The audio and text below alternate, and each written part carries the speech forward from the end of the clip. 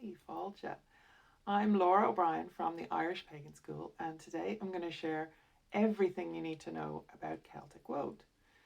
I wrote a blog post about woad, which is a blue dye used by Celtic tribes, allegedly, more on that in a second, many years ago, when I was running a tattoo studio and body piercing studio. I was trained as a body piercer myself, and I had tattooists who came in. So I got very interested in inks and body art and all the rest of it. And it was published in mainstream tattoo mags and everything, but I've updated it for this year. So just before we kick into this, I want to give you access to a free checklist that we developed because our students at the Irish Pagan School were confused about trustworthy resources. And we are all about the trustworthy resources. So we're trying to make sure that you know how to tell the difference between quality information and bad info bullshit. Nobody wants that.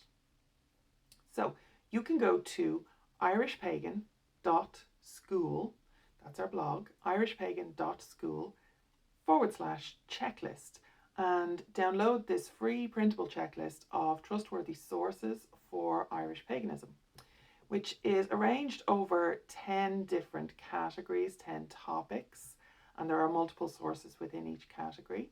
So this gives you a step-by-step guide to get you going with no overwhelm and no bad information. Everything on there is quality assured. And there's a link below to make it even easier. So have you ever heard about Celtic Woad? It has a rich and complex past connecting with strong cultural and spiritual values. However, is it still a relevant resource today? But the Celtic tribes, they painted themselves blue with woad and ran naked into battle, right?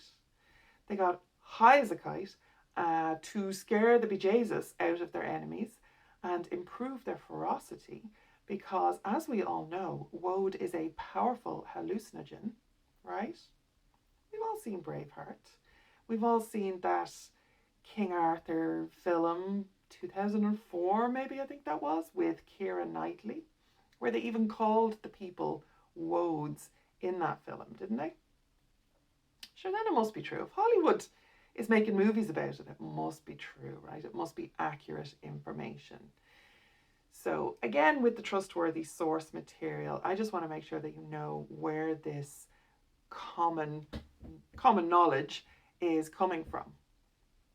So though this ancient form of expression is no longer mainstream or widely accepted in modern societies, it may still have significant implications for modern purposes, with many people who want to connect to their Celtic heritage, their Celtic ancestry, who have an interest in spirituality or ancestral magic, are incorporating woad as a spiritual practice into their lives. There's no point, however, in falling for a load of shite about Celtic woad while practicing contemporary paganism today. So in this video, we will explore whether the beliefs about woad are historically accurate and if this is still an authentic resource in terms of religious and cultural significance today. So let's start with a brief history of woad. It does appear in the archaeological record. So archaeological discoveries of woad seeds can be traced back to the Neolithic era. So it's legit, right? There were some found in L'Audoste cave in Bouches du Rhône, France. Please forgive my French pronunciation, I never studied it. There are imprints of German indigo woad, which is Isatis tinctoria L, and those seeds, which also come from the Brassica family, they were discovered on pottery at the Iron Age Huneberg settlement in Germany. Additionally, parts of pods and seeds were recovered at the Dragonby pit in North Lincolnshire in Britain, in the United Kingdom. So blue woad, Isatis tinctoria, was used by ancient Egyptians as one of their earliest dyes, we know that for sure, to colour material used to wrap mummies.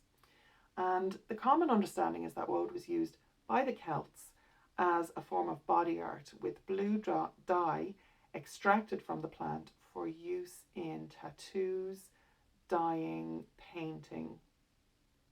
And this practice was believed to be a form of spiritual protection, as well as being an expression of cultural identity.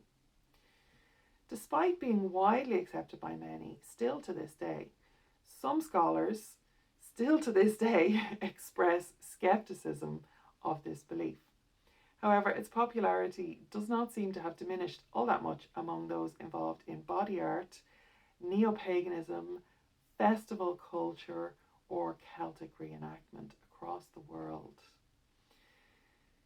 To me, it appears that the tribes from Ireland and Britain, such as the Picts and Southern Britons, implemented tattoos and body art for ceremonial, religious, and even day-to-day activities. Herodian, in the 1st century Common Era, said of the tribes that were encountered or described, they puncture, quote, they puncture their bodies with pictured forms of every sort of animals, and this is the reason why they wear no clothes, to avoid covering the drawings on their bodies. Now, ritual tattoo and ceremonial tattoo is well attested through the world, and I don't think anybody would argue that tribal cultures, whether on the islands of Ireland and Britain or anywhere else in the world, were performing ritual or ceremonial tattoos. But I am skeptical of the notion that woad was used either in tattooing or to stain the skin blue, although I'm willing and still waiting many, many years later to be proven incorrect on this. The origin of this particular belief is often traced back to Julius Caesar's writing, which famously described the Britanni, a Celtic group, and it was typically translated as, all the Britons dye their skin with woad, which produces a bluish colour and makes them appear horrifying in battle. The original Latin, however, which I'm not even going to try to pronounce, is clear and maybe doesn't quite match up with that commonly understood translation. There's one particular term, vitro inficiunt, which could translate classically as to stain or dye with glazes, or infected themselves with glass, as vitro can refer to a particular type of bluish green glass that was common amongst Romans and Roman culture. We know this from the archaeological record. Therefore, the blue glass reference could refer to the well-known colour rather than to the method itself or any kind of glass being involved. There have been many different interpretations of that, and bringing glass into the equation seems to confuse a lot of people. But Caesar possibly sought to illustrate some sort of iron or copper-based pigment that the regional Britons might have used to tattoo or colour their pale skins. Nevertheless, it's still a bit of a stretch, in fairness. And it is important to point out that Caesar's activities, which weren't an invasion but rather a recon in force maybe, only reached as far as Kent and the Thames Valley in southeast Britain. So the Romans, himself and the Romans with him, would have encountered only really a small pool of locals from which Caesar could even observe and then pin the tradition of body painting or colouring their skin onto, quote unquote, all Britons. And it's also important and relevant to note that Caesar's commentaries, which is where that quote comes from, were written more than 3 centuries before the earliest mention of the Picts or painted ones appears in history. So those are not contextual to each other. Mentions of the Picts as painted or the painted tribes are not contextual with that Caesar quote or reference. So even though it is a very evocative description, we can't with any certainty use Caesar's account for his brief time in Britain as reliable evidence. And indeed all the classical scholars, not all, but the majority of them are repeating propaganda of the time, maybe, you know, and they were very much in this civilized versus barbarian mindset, which a lot of colonizers obviously have. So the blue colour that he describes could have been from body paint rather than tattoos, or it is possible that whichever tribe he witnessed may have been using scarification techniques or glass needles to tattoo themselves, but still probably not with woad involved anywhere in that process. And why not? So woad is Satis tinctoria, as we've said. Although it makes a wonderful indigo coloured dye for materials, it does make a safe and biodegradable natural ink. It does take a lot of processing to get there, and is also showing usefulness as a wood preservative, oddly enough. But it's pretty crap as a body paint or a tattoo ink. So with the ink side of things, it's extremely caustic. So when used as a tattoo ink, it literally burns itself into the surface. And though it heals fast, it leaves an excessive amount of scar tissue. And, you know, none of it is coloured blue, as far as I've ever seen. I've seen a couple of experiments. As I said, I was very heavily involved in the tattooing and body piercing community many years ago, at a time when Celtic reenactment and Celtic reconstruction was very big. But it is not a good idea to experiment with this yourselves. Just don't try this at home. Now, as a body paint, woad is also not effective. From my own experiences with powdered woad, I accessed them many years ago and tried to use it as a body paint to experiment. I tried to mix it with something, so I've tried hair gel, commercial body glitter gel, and even PVA glue, which, you know, dries on your skin, to get it all to try and get it to stay on, and none of it really works.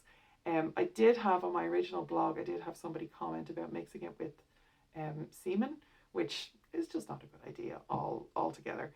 So what happens usually is that it just dries up and flakes off. It dries up really fast and flakes off. Again, it has that caustic kind of consistency to it. It doesn't even really stain your skin, you know, in its natural. It might stain certain areas like the fingertips or the elbows through prolonged contact, but so would pretty much anything. And besides, blue smudged cuticles or tinted elbows aren't going to impress anybody in battle, even if you take the time to assure them that it is genuine woad. They're just not going to be impressed. So what about our last kind of misconception? Is woad a good drug, at least? Well, it does have some medicinal properties. As we said, it is caustic, so it might have been used on a battlefield to clean wounds, maybe. It has been used as a pain reliever, an antiseptic, and an anti-inflammatory. It also has some antifungal and antibacterial properties. However, it is not recommended to use woad internally, as it can be toxic in large doses. And the leaves of the plant are toxic in themselves and should not be eaten or used as any kind of medicine. So, hallucinogenic properties, what of that other common belief where they were running around high on woad? Again, no. Woad is not a strong hallucinogen. It's maybe a mild psychotropic at best, but reports of woad-induced ancient battle or modern festival madness. There was a period in the early 2000s when people were taking woad at festivals apparently and reporting all sorts of madness and stuff happening to them. But I mean, to my mind, they must have been greatly exaggerated. You know, just collect your people if anyway. All in all, I believe the only practical possibility really is that woad was maybe used on the battlefield as a wound cauterizing agent, as I said, on account of its astringent properties. And like, it is a nice thought for those of us who are proud of our Celtic heritage. And I do use the term Celtic in the academic sense. Please understand that. There is no such thing as a Celtic race or Celtic people. We are talking about a loose collection of cultures in a trench coat, basically, when we talk about Celtic. So those Celtic cultures may have been able to use the same materials. We might be able to use the same materials and techniques as our ancestors to look for some, or perhaps even produce maybe some of the same effects.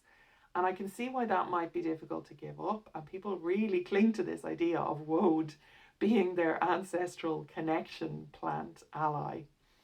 But even if the actual evidence or the effect achieved is disappointing, or at worst risky in the hands of the inexperienced, people still seem to be clinging to it. So I just wanted to do this video and, refresh that blog post over to the irishpagan.school blog. So if not woad, what might have been used? So maybe copper could have been used as a tattoo ink to get a blue colour, or firewood ash or lampblack for a black colour. And those would be quite possible as tattoo inks, because there have been traces of copper pigment found in an ancient body excavated from a bog in Cheshire in the United Kingdom, on the island of Britain. And this could indicate the presence of copper tattoos of some sort, which may have appeared with that blue hue on the skin, that kind of greeny blue colour. And of course we know that copper is highly toxic and would not use it in or on our bodies. People wear copper bracelets externally, fair enough, but we don't inject copper into our systems, okay? So another possible alternative to woad or copper, which would obviously have been available at the time, is iron. So Julius Caesar has another quote which would maybe point us in this direction. He was commenting on early Celtic tribes and said that they had designs carved into their faces by iron. Now that could be iron needles, or it could be iron as a hue. It could be used to produce a blue coloured ink or dye if handled by an expert. Do not try this at home. Do not try any of this at home. Please, please, please. So today, many people are opting for different forms of body art in lieu of ancient Celtic woad tattoos. Traditional tattoo ink is still popular, but many people are choosing to embellish their skin with henna, with permanent makeup, with dermal implants, with the designs that we do know. My own partner is thinking of getting some of the inscriptions from the Newgrange entrance stone as incorporated into a tattoo design. And all of this has its own unique set of risks and benefits, and that are important to consider before making any permanent body modification decisions, of course. However, fantastic tattoo artists and inspired Celtic art could entice you to mimic ancient warriors instead of employing traditional methods or traditional inks. The Celtic cultures, as we know, had a remarkable adaptability. Had they access to the same kind of modern inks as we do now, I don't think they would bother using copper or iron filings, and definitely not woad, for their body art. And just before you go, when I've burst all of your bubbles and given you an actual trustworthy resource on Celtic woad, don't forget that you can access our free checklist of trustworthy resources, so you can know for sure how to tell the difference between quality information and bad info bullshit. Nobody wants that bullshit. Nobody. And we have so many students who come to us who just need to unlearn so much bad information before they can actually get to the good stuff that the Irish Pagan School provides. So you can shortcut that. You can go to irishpagan.school/checklist and download this free printable checklist of trustworthy sources for Irish paganism, arranged over 10 useful categories. And the resources, by the way, are mostly free content as well. I'm not just sending you to a checklist full of paid classes. There's a couple in there, but mostly it's free resources as well, because I really want you getting going on a step-by-step guide with no overwhelm and no bad information guaranteed. And again, there's a link below to make it even easier. So, slán go fóill, this is Lora O'Brien from the Irish Pagan School, and I will see you in the next video.